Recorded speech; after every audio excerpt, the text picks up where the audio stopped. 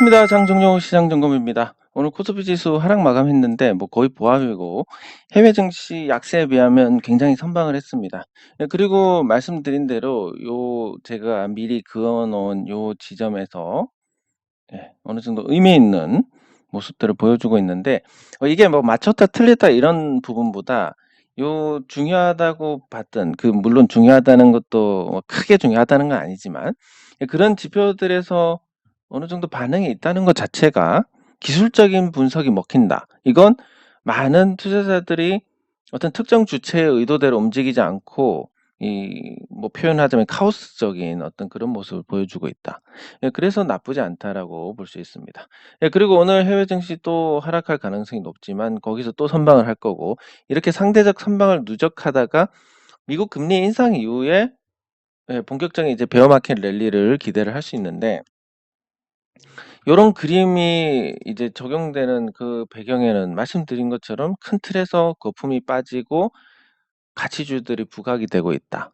특히 그 가치주들이 부각되고 있는 배경에서는 이 지수 하락과 함께 주주환원 정책이 큰 역할을 하고 있습니다.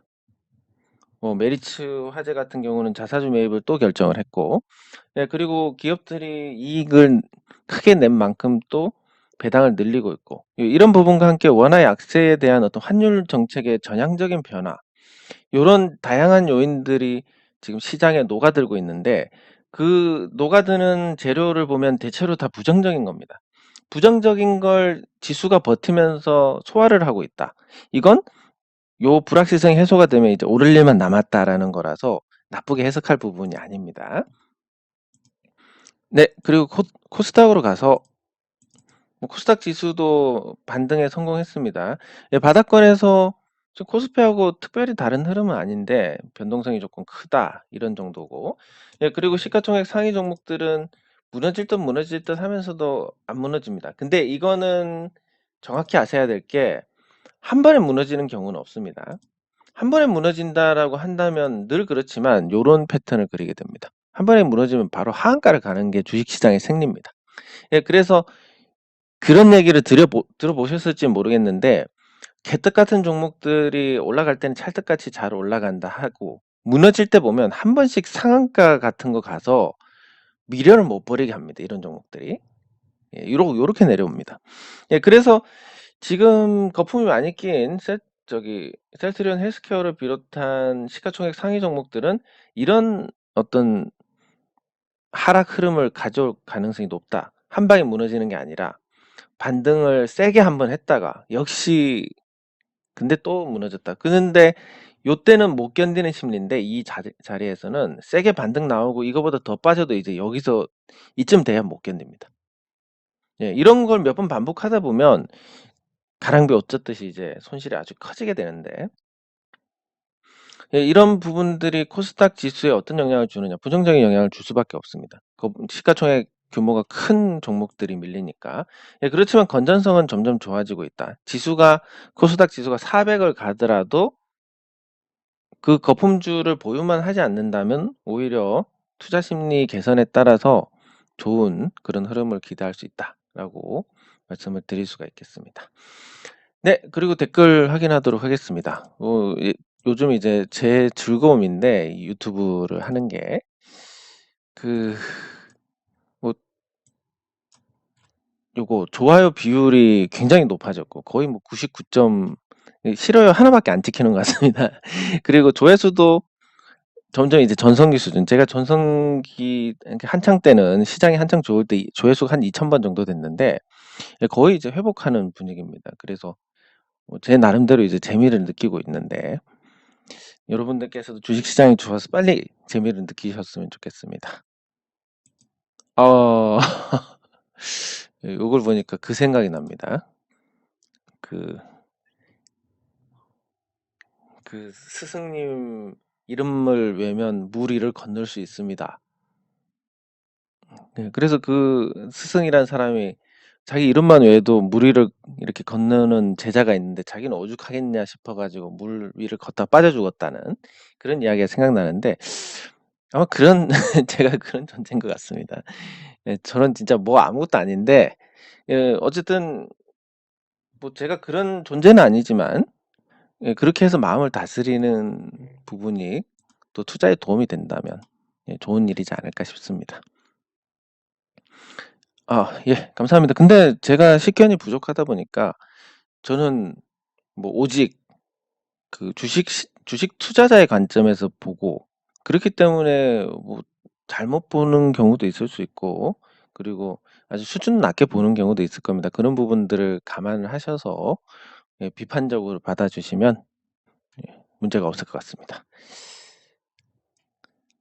아, 예, 이연제약 같이 살펴보도록 하겠습니다. 제가 뭐 그런 얘기는 좀 들어봤습니다. 뭔가 뭔가 말을 못하고 설명도 못하는데 이야기를 하면 빨려 들어가는 것 같다 이런 얘기는 들었습니다. 예, 근데 제가 생각해도 전달력이 좀 부족하고 이런 부분들에 있어서 네. 아우, 감사합니다. 감사합니다.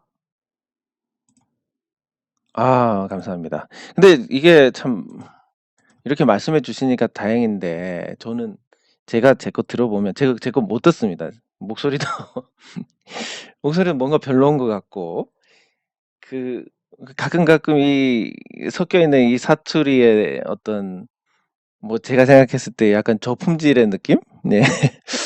그래서 제가 들으면 도저히 못 듣습니다, 저는. 그런데 좋게 봐주셔서 감사드리고 예, 감사합니다. 예, 쿠쿠 홈시스 같이 살펴보도록 하겠습니다. 네. 제가 혹시라도 답을 안 해주면 어떻게 할까라는 생각을 하실까 봐 제가 일부러 사소한 것까지 답글을 다 답니다. 예, 그래서 뭐 질문은 언제든지 하셔도 좋고 사실 예, 주식시장에서 뭐 많이 알고 적게 아는 차이는 있겠지만 잘하고 못하고의 차이는 사실 모르는 겁니다. 제가 내일이라도 예, 누구보다도 좋은 수익률을 낼 수도 있고 반대로 제가 누구보다도 나쁜 수익률을 낼 수도 있습니다. 그래서 그런 걸 따지는 게 의미가 없기 때문에 이 장중 리딩이라는 것도 뭐 사실 리딩을 한다기보다는 투자하시는 분들 모여가지고 의견을 교환하는 겁니다. 예전에는 이게 어떤 용도로 쓰였냐면 예, 저도 있고 그리고 여기 댓글 가끔 다시는 그 태백산맥님이라고 계신데 예, 그분하고 또 다른 분 한 분하고 요즘 안 들어오셔가지고 제가 언급하면 좀 불편하실까봐 닉네임 언급을 안 드리는데 이렇게 해가지고 요 세 명이 의견 일치를 보면 그걸 기가 막히게 반대로 가는 겁니다. 예, 그래서 이런 거 우리가 장중 리딩에서 얘기를 하면서 요런 걸 보면서 참고를 하시라고. 사실 부끄럽기는 하지만 제가 말한 거 반대로 가면 참 부끄럽긴 하지만 그런 걸 보면서 제가 막 죽는 소리를 하는 겁니다. 시황에 글을 쓸 때도 지수가 계속 내려가지고 진짜 너무 힘들다. 뭐 이런 식으로 글 쓰면 이제 그게 바닥입니다. 예, 그래서 광대가 돼서 잘 관찰을 하셔서 우리가 주식시장에서 사용하는 지표가 뭐 기술적 지표도 있고 기본적인 지표도 있고 뭐 그렇지만 인간 지표도 활용을 하시라. 예, 그런 목적으로 장중 리딩 의견 교환하는 목적으로 하고 있으니까 부담 갖지 말고 참여하셔가지고 보시면 될 것 같습니다. 뭐 딱딱한 분위기일 수도 있겠지만 예, 감사합니다. 감사합니다. 네, 감사합니다. 예, 감사합니다. 네, 감사합니다. 네, 감사합니다. 예, 아주 요즘 제가 유튜브를 통해서 좋은 기운을 받고 있습니다. 네, 그래서 감사드리고 그 말씀하신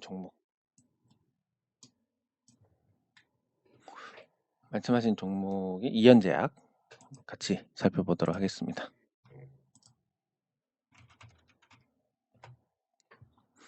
네, 이연제약 주가가 많이 빠졌습니다. 뭐 항상 그렇지만 시세를 분출한 종목들의 말로는 똑같습니다. 과연 이렇게 주가가 올랐는데 그냥 아주 상식적으로 생각하시면 되겠습니다. 뭐 요때야 다 내렸으니까 그렇다 치고 이전 주가 수준이 이 정도에서 움직였습니다. 그러면 시장이 이전 주가 수준에서 움직이고 있고 요 과정에서 요 주가가 상승한 이 구간에서 기업 가치가 아주 급격히 증대한 게 있느냐. 가끔 이런 경우는 유지가 됩니다. 예를 들면 뭐 한 100억씩 납품하던 회사가 아주 큰 거래처를 뚫어 가지고 향후 10년간 뭐 수천억을 납품을 하게 됐다. 요런 뉴스라면 한 번에 반영을 해서 그리고 그 거래처가 신뢰가 있을수록 한 번에 반영하고 주가가 유지가 될 가능성이 크지만 그런 어떤 변화가 없었다. 뭐 공장이 늘어난 것도 아니고 매출이 늘어난 것도 아니고 이런 경우에는 그냥 누군가가 자기들보다 더 바보들이 자기들보다 더 높은 가격에 사줄 것이라는 어떤 확신이 있을 것이다. 그래서 주가를 올린 것이다. 이렇게 보시면 됩니다. 그러면 지금 이현제약 같은 경우는 올해 매출이 다소 늘긴 했지만 작년에 1,300억, 올해 2020년에 1,300억, 2021년에 1,428억, 영업이익이 17억, 그리고 올해는 19억. 아니 작년에 자꾸 헷갈리네. 2020년, 2021년 요 실적을 냈습니다. 고작 2억이 올랐고 그것마저도 시가총액이 현재 주가가 내려온 이 상태에도 5,129억입니다. 이걸로 설명이 안 되는 주가입니다. 그러면 회사에서 어떤 변화가 없었는데 어떤 변화가 없었음에도 불구하고 주가가 올랐습니다. 변화가 있을 것이래 이런 걸로 올랐습니다. 그러면 회사 가치가 적정 수준이 지금 봤을 때 곱하기 2 정도 해서 자산 가치로 보면 한 2만 원 정도 될 것 같습니다. 적정 주가보다 많이 올라갔는데 언제 파느냐의 문제다. 요게 이제 한번 솟아올랐을 때는 이제 언제 팔아야 되느냐의 문제입니다. 왜냐하면 주가를 올린다는 자체가 팔려고 올리는 거라 생각하면 되니까. 그러면 이제 두 번째, 언제가 고점이 될지는 아무도 모릅니다. 그럼 여기서 이제 이 얘기를 하면서 대응에 대해서 이제 기준을 잡는 걸 말씀을 드릴 텐데, 뭐 아주 간단합니다. 계속 그 어떤 시장 분위기에 의지를 하면 거의 대부분 틀리게 됩니다.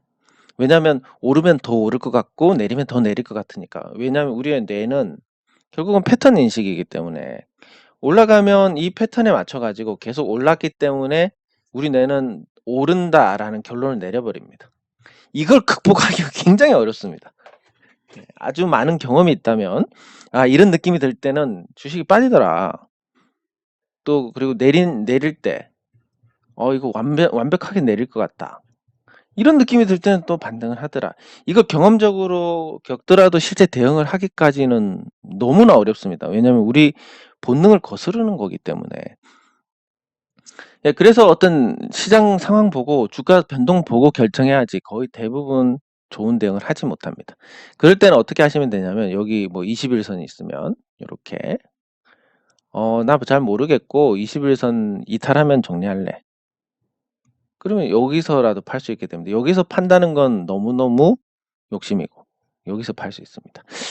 나는 5일선 기준으로 할래. 자, 5일선 기준으로 하면 이렇게 됩니다. 여기서 팔게 됩니다. 5일선 꺾이는 거 기준으로 할래. 마찬가지로 여기서 꺾였으니까 팔게 됩니다. 그래서 말씀드리는 부분은 21선을 어떻게 활용을 하느냐. 뭐 이거 가지고 무슨 선 이런 붙여 가지고 뭐 진짜 아무것도 없는데 지불도 없는데 뭐 있는 것처럼 포장하는 사람들이 많은데 뭐 21선을 그러라고 지표를 삼은 게 아니라 여러분들께서 매도를 할 때 요걸 기준으로 한다라는 어떤 기준점, 뭐 이거 자체로 어떤 해석이 따르지가 않습니다. 21선 자체로 무엇인가 군더더기가 붙는 게 아니라 21선의 방향 또는 이탈이나 돌파 이런 걸 기준으로 아주 담백하게 대응을 해보자. 그러기에는 좋은 지표다. 라는 관점에서 볼 수 있습니다. 그래서 사실 대응이라고 한다면 여기서 대응하는 게 정석적인 대응이었다. 매도가. 그럼 여기서 이제 다시 21선 돌파하고 뭐 이렇게 수렴을 해 나가는 겁니다. 이렇게. 그럼 방향을 정하는 대로 가야지. 방향 이쪽으로 정해버립니다. 오 마이 갓. 예. 그러면 이걸 어떻게 해야 되냐. 방향 정했는데 보통 제가 또 경험적으로 말씀을 드리면 항상 손절을 하더라도 반등 시 정리를 하는 게 좋습니다. 그럼 이때 반등했을 때 이제 돌파하고 가는 건가 이런 생각하면 안 됩니다. 이제 정리해야지. 반등 때 정리하는 걸로. 뭐 요렇게 이제 대응을 할 수 있는 거고, 대응을 못 했을 경우. 그때 대응을 하더라도 뭐 잘만 대응하면 아주 나쁜 결과는 아닙니다. 몇 달 고생은 하지만. 그리고 그 타이밍을 놓치면 어떻게 되느냐. 요 저점 이탈할 때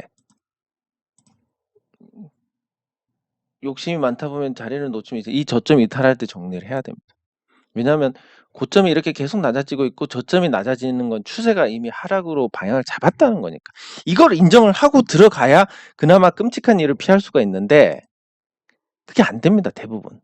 그래서 사실 뭐 이렇게 올라간 종목들 거들떠 보지도 않아야 되는 게 첫 번째고, 설사 거들떠 봤다면 요런 식으로 수렴했다가 방향 정했을 때 이때 이미 끝났다 봐야 됩니다.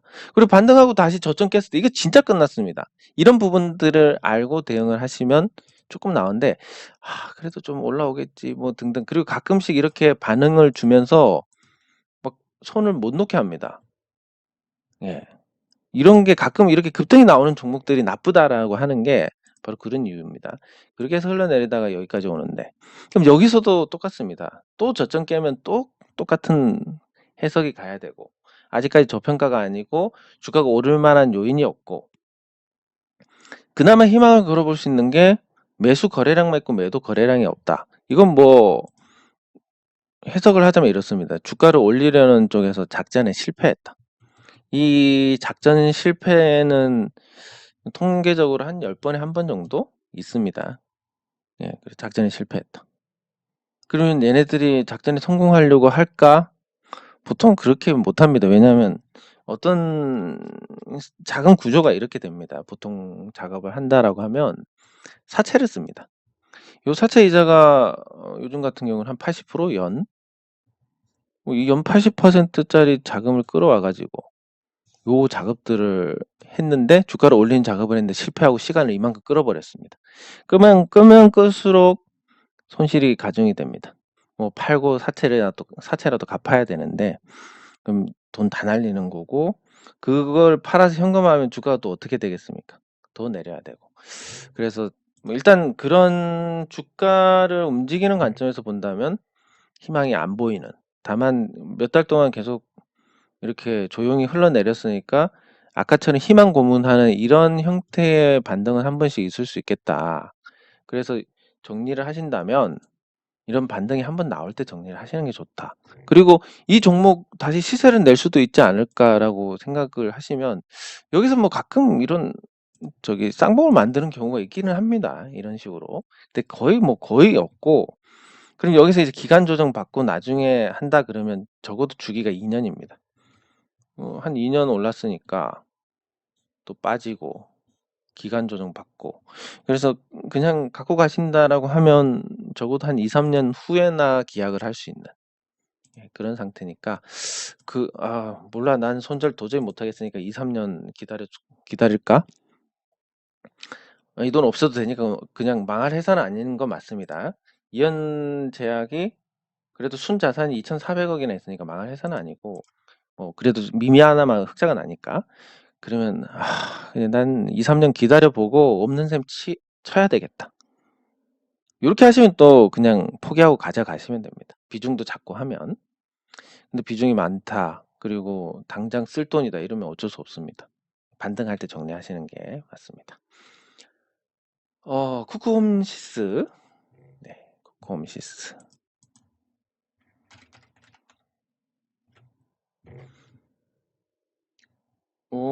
예, 실적 좋습니다. 쿠쿠홈시스. 재무 구조도 좋고, 최대 주주가 조금 지분이 많다는 흠이 있지만, 그래서 특별한 관심을 받지는 못하고 있습니다. 그러면 쿠쿠가 앞으로 매출과 이익이 늘어날 수 있을 것이냐에 대한 부분이 핵심인데, 일단 최대 주주 지분율이 높고 인적 분할을 했습니다. 이 회사는 인적 분할을 했다는 건 뭐 양아치는 아니다. 물적 분할하는 양아치들도 많은데, 예, 그래서 그 부분에서는 나쁘지 않다라고 말씀을 드리고 싶고, 그리고 쿠쿠가 원래 밥솥 전문인데 이 생활가전 쪽에서 이제 정수기, 비데, 공기청정기 이런 쪽으로 이제 확장을 하고 있습니다. 쿠쿠의 브랜드 파워가 그렇게 나쁘지 않기 때문에 기본은 하게 될 겁니다. 거기다가 뭐 전기레인지, 안마의자, 매트리스 이 렌탈 쪽으로 이제 생활가전 렌탈 쪽으로 영역을 확대해 나가는데, 이게 예전에 초창기에 웅진을 보는 것 같습니다. 웅진 코웨이 초창기에 그 사세 확장하던 그런 모습들을 보는데, 근데 이제 한 가지 여기서 짚고 넘어가야 될 부분이, 이 렌탈 사업에서 웅진 같은 경우는 요 이제 뭐 관련된 얘기를 보면 거의 이제 다단계 형태의 영업을 했습니다. 예, 다단계로 영업을 하다 보니까 이 사실 이 판매에 있어서 네트워크를 통한 이 판매가 가장 선진적이고 많이 팔게 됩니다. 물론 이게 이제 그걸 유지를 하기 위해서 너무 그 판매를 하는 이 다단계 구성원들이 너무나 혹사를 당하고 또 자기 능력 밖의 어떤 구매를 계속 하게 되고 이러면서 이제 사회 문제가 되어서 그렇지, 그냥 잘 판단하는 전제로 이 네트워크라는 게 나쁘지가 않은데, 웅진은 네트워크로 그 고성장을 했고, 그럼 LG는 뭘로 했느냐? LG가 이 렌탈 시장에 들어올 때 뭘 가지고 성공을 했냐면 이 초소형 컴프레셔입니다. 뭐 이거 말고도 또 다른 부품이 있었겠지만 이 초소형 컴프레셔를 쓰는 게 이제 그 정수기 같은 건데, 정수기 시장에서 지금 이제 코웨이입니다. 코웨이에 이거 납품 안 한다는 니네들한테, 그러니까 적당히 해, 요걸로 점유율을 한 방에 20%를 가져갔습니다. 네, 그러면서 이제 요 시장에 또 안착을 하게 됐고, 그럼 쿠쿠는 뭘 가지고 시장에 안착을 할 수 있을 것이냐. 지금 매출 증가세는 굉장히 무섭기는 합니다. 잘하고 있는데,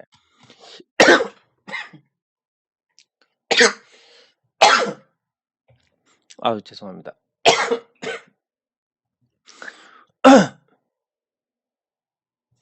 방금 숨 쉬다가 침이 침이 폐로 들어갔습니다. 예.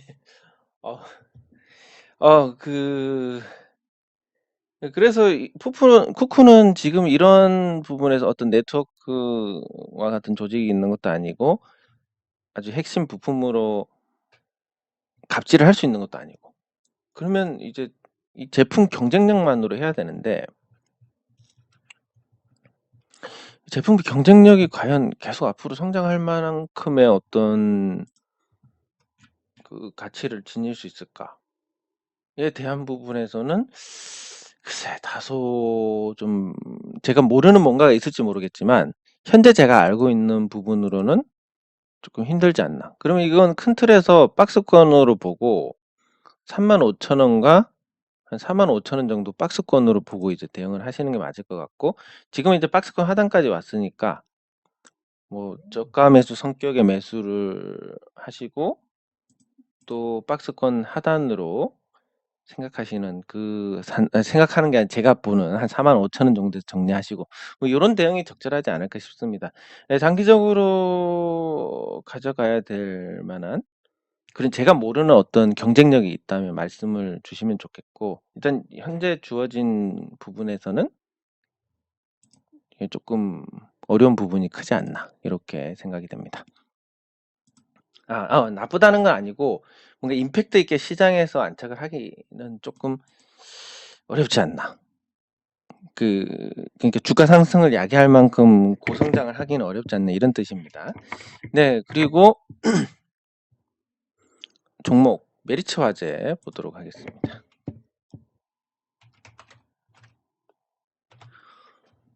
예, 메리츠 화재가 자사주 매입을 선언했습니다. 올해 아주 좋은 실적, 그러면서도 저평가되어 있는, 금융주 전체가 저평가되어 있으니까. 근데 그 와중에도 메리츠는 상대적으로 좋은 주가를 유지를 하고 있습니다. 그 배경에는 주주 환원 정책이 있는데, 이 주주 환원 뭐 배당도 있고, 그리고 지금 자사주 신탁으로 자사주를 사들이고 있습니다. 약 2% 정도의 유통 주식을 사들이는데 이게 적지가 않습니다. 왜냐하면 그 메리츠 금융지주 같은 경우는 최대 주주 지분율이 56.31%, 그리고 외국인 지분율이 12.77%, 국민연금이 7%를 갖고 있고, 국내 자산운용사들이 한 2, 3% 정도 갖고 있을 겁니다. 네. 그리고 우리 사주가 한 4.44. 그리고 자사주가 10% 이상, 11%가 넘습니다. 그러면 실제 보면 이 68, 69, 76, 한 78, 82, 93, 94? 94. 근데 2% 자사주 1000억을 산다? 예, 아주 많은 주식, 유통 주식 중에서 아주 많은 주식을 사게 되는 겁니다. 물론, 그게 사면 외국인이 팔 수도 있잖아요. 국민연금이 팔 수도 있잖아요. 맞습니다. 맞는데, 얘네들이 파는 거는 뭐 티가 나는 거니까. 그럼 시중에서 요 주식들을 사간다라는, 예, 이런 관점에서 본다면, 유통 주식 수가 줄어서 좀 더 탄력을 받을 수 있는, 그리고 실적이 좋아지는 것과 보조를 맞춰서 또 주주환원 정책을 강화하는 이런 측면에서는 굉장히 호평을 받을 수 있습니다. 이게 이제 메리츠 화재뿐만이 아니라 메리츠 증권도 그렇고 또 메리츠 금융지주도 그런데, 이 메리츠 그룹 자체가 주주하는 아주 선진적인 이런 모습들을 보이고 있고, 그게 주가 상승에 큰 동력이 아니었나. 그럼 메리츠 금융지주 보시면 아주 좋습니다. 뭐 한 이전 가격대 보면 15,000원대에서 2배 이상 움직이고 있으니까. 그리고 메리츠 증권, 예, 증권에 이제 먼저 선제적으로 반영한 부분이 있습니다. 과거에 이 시기에 이제 종금 라이선스를 갖고 한번 부상을 한 적이 있기 때문에 지금 봤을 때 좀 덜한 것처럼 보이지만, 그래서 주주환원 정책으로 이 자사주를 사서 유통 주식수를 줄여가면서 주가를 부양을 하고, 그리고 배당도 주고, 왜냐하면 자사주에는 배당을 안 주니까 앞으로 같은 수익을 내도 자사주를 사놓으면 배당을 늘릴 수가 있습니다. 네, 그래서 아주 모범적으로 잘하고 있다, 이렇게 평가를 할 수 있는, 예, 그런 메리츠 증권 금융 화재, 예, 아주 훌륭합니다. 네, 그리고 종목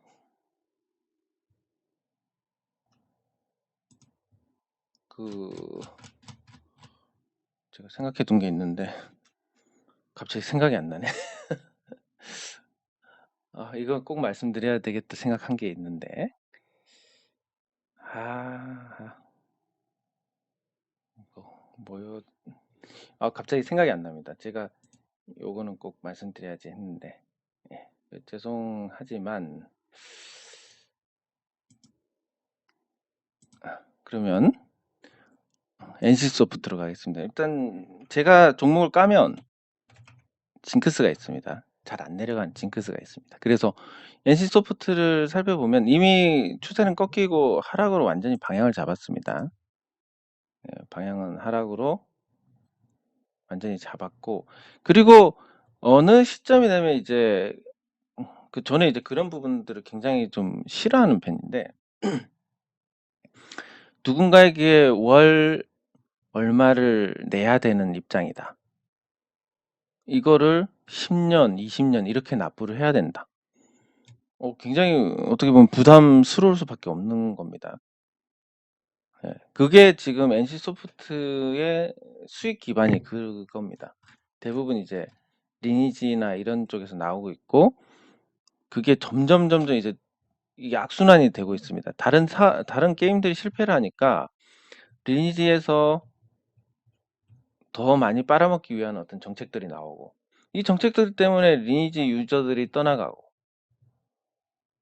유저들이 떠나가니까 더 수익이 낮아져서 또 더 쪼우고, 뭐 이런 구조인데, 기본적으로 이거는 게임에 돈을 이렇게 쓰게 만든 것 자체가 너무 좀 과하다. 이거는 항상 그렇지만 적당히를 모르는 이 한국 사람들의 특징상 이건 제재를 해야 된다. 저는 그렇게 생각합니다. 그래서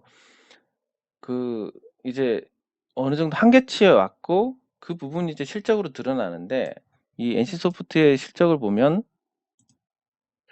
리니지로 마지막으로 해먹었던 시기가 요 시기입니다.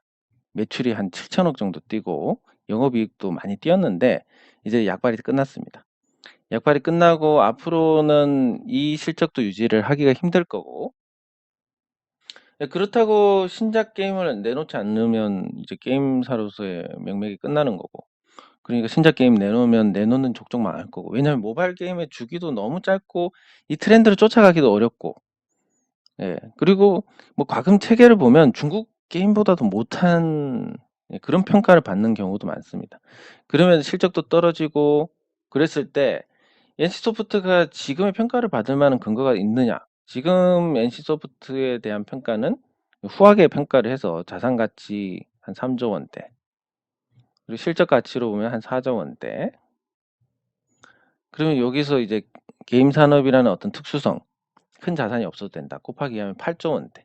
많이 내렸지만 아직도 시가총액이 10조 원이 넘습니다. 그래서 여기서도 한 20-30%더 빠져야, 그래서 30만 원 정도가 적정한 수준이 아닐까 싶은데, 요거를 하니까 그 여러분들께 말씀드릴 부분이 생각이 나는데, 아무래도 어떤 이야기를 말씀을 드릴 때 주식과 관련된 게 좋지 않겠나 싶어 가지고 요걸 이제 더듬어 보면, 예전에 제가 잠깐 알던 분께서 NC소프트를 5만 원에 샀습니다. 뭐 이때만 해도 이분도 마찬가지로 조금만 오르면 팔고 뭐 그런 대응들을 해 나갔는데, 요 대응을 하다가 교통사고가 나 가지고 요 시기에 아마 났는 것 같습니다. 5만 원대에 사놓고 교통사고가 나서 입원하고 다녀오니까 25만 원이 돼 있더라. 이때 이 주식 투자는 이 호흡으로 하는 거구나. 요걸 깨달았다고 합니다. 그리고 실제로 보시면 아시겠지만 시장이 나쁠 때는 주기가 짧기 때문에 빨리 끊고 나와야 됩니다. 줄 때 먹고 빠지고 이렇게 해야 되고, 이렇게 상승 구간, 시장이 좋을 때 이 NC소프트만 보면 한 4년 5년 계속 오르게 됩니다. 이 주기, 이 오를 때 추세 탈 때는 계속 가져가야 되는데, 그런 측면에서 그 일화를 말씀드리면 교통사고가 나서 본의 아니게 그 호흡을 맞추게 된 그분의 어떤 상황을 보면, 투자가 뭐 정답은 없지만 단타로 매일 수익이 나서 그 누적된 수익으로 다른 수익률을 압도를 한다면 모를까, 그건 뭐 대부분 사기일 거고, 사기가 아니라고 하는 거 증명을 못 할 겁니다. 왜냐면 뭐 매매했던 종목을 깔 수도 없을 것이고, 그럴 겁니다. 근데 이 긴 주기로 투자를 해서 상승 주기를 타는 이런 경우는 한 방에 뭐 4배, 5배 이런 수익, 이건 먹기 전에는 체감할 수 없습니다. 난 도저히 이 수익을 얻을 수 없을 것 같아. 그 패배감이 있습니다. 한번 딱 먹어봐야, 이 주식 투자 어떻게 우연적으로 먹든 우연히 먹든 뭘 어떻게 하든 한번 먹어봐야 주식 투자 이렇게 하는구나, 이런 느낌이 옵니다. 그래서 제가 그거를 보여드리려고 했었는데 시장이 나빠지고 뭐 그러다 보니까 이제 제 뭐 소기의 목적은 달성을 못했지만, 어느 시점이 되면 요거를 한번 같이 우리가 누릴 수 있는 시기가 올 겁니다. 그 시기에 한번 그렇게 제가 뭐 강제로 이렇게 거의 강제로 여러분들께 강요를 하고 하고 어떤 본인의 의사대로 하지 않았다 하더라도 그런 수익을 한번 내게 되면 눈이 달라집니다, 정말로. 그런 부분들 아마 여러분들께서 느끼시는 시점이 올 건데, 언제일지 모르지만 빨리 느낄수록 좋습니다. 이제 생각났습니다. OCI. OCI인데 제가 요거를 이제 말씀드리려고 하다가, OCI가 올해 발군의 실적을 냈습니다. 실적을 냈지만 주가는 탐탁지 못합니다. 그러면 OCI에 대한 현재 평가를 해보겠습니다. 현재 시가총액이 2조 3천억, 그리고 자산 가치가 이미 2조 8천억, 요거까지 반영하면 한 3조 원 정도 될 겁니다. 자산 가치 대비해서 당연히 저평가, 그리고 실적 가치로 보더라도 실적 가치는 한 6조 원 정도 잡아야 되니까 저평가입니다. 그러면 이 저평가된 종목이 앞으로 어떻게 될 것이냐, 저평가될 이유가 있냐라고 보면 딱히 없습니다. 지금 폴리실리콘 가격이 좋고 그래서 그 OCI가 중국 업체한테 밀려 가지고 폴리실리콘 사업을 말레이시아로 옮기고 국내 공장은 폐쇄를 했는데 그런 과정을 통해서 나름 이제 가격 경쟁력을 유지를 하고 있습니다. 폴리실리콘에서. 그러면 지금 상태에서 중국 업체들이 폴리실리콘에서 수출을 경쟁을 할 만한 여건이냐? 뭐 독일 업체도 망했고 미국 업체도 거의 망하기 직전이고 스웨덴 업체도 망하고 이런 뭐 하나 저기 그 아 그게 합쳤나? 하나 큐셀로 합쳤나 모르겠는데 한화도 그 1만 톤 규모의 폴리실리콘을 생산을 하다가 접었습니다. 예. 그래서 지금은 폴리실리콘 같은 경우는 앞으로 경쟁 격하가 크지 않을 것이다. 그러면 안정적으로 한 5에서 6천억 정도 이익이 날 것이고 이게 수년간 이어질 가능성이 큽니다. 그럼 이 주가가 어느 정도 바닥을 기면 가격 조정 받았으니까 기간 조정을 받는 이 구간에서 좋을 것인데 한 가지 뭐 약점으로 본다면 유가가 올라가니까 전기료 요금이 올라갈 것이고 폴리실리콘을 만드는 원가의 4분의 1이 전기에서 나오니까 원가가 다소 올라가지 않겠냐. 그렇지만 이제 지금 생산 단가랑 현재 시장 가격이랑 차이가 큽니다. 그래서 가격이 떨어지지만 않으면 괜찮은데 이걸 지금 언제로 보냐면 5월 정도면 조금 안정을 찾지 않겠냐. 폴리실리콘 가격이 이런 전망이 나오고 있습니다. 그러니까 지금 당장 사는 것보다는 상반기 중으로 계속 요 표현하자면 토시고 있다가 상반기 중으로 토시고 있다가 요 괜찮다 싶을 때 들어가면 지금 가격도 나쁘지 않다고 봅니다. 근데 기왕이면 뭐 이런 박스권이라고 한다면 요 하단에서 사는 게 더 좋지 않을까. 이렇게 해서 관심 많이 갖고 계시면 될 것 같고 저평가라서 뭐 부담도 없습니다. 그리고 두 번째 폴리실리콘 가격은 올랐는데 요 태양광 패널 가격은 안 올랐습니다. 많이는 안 올랐습니다. 조금 오르긴 했는데. 그리고 이것도 경쟁이 아직 격화되어 있기 때문에 많이 안 오를 겁니다. 그럼 여기서 이제 제가 이 OCI는 나중에 5월 전에 이렇게 보고 좋은 가격에 사시면 된다라고 말씀을 드립니다. 정확하게. 그러면 이걸 왜 말씀드리냐면 유가가 올라서 그 원가도 태양광 패널 원가도 오르는데 패널은 경쟁이 심해 가지고 가격을 못 올리고 있습니다. 패널 가격은 여기 있고 태양광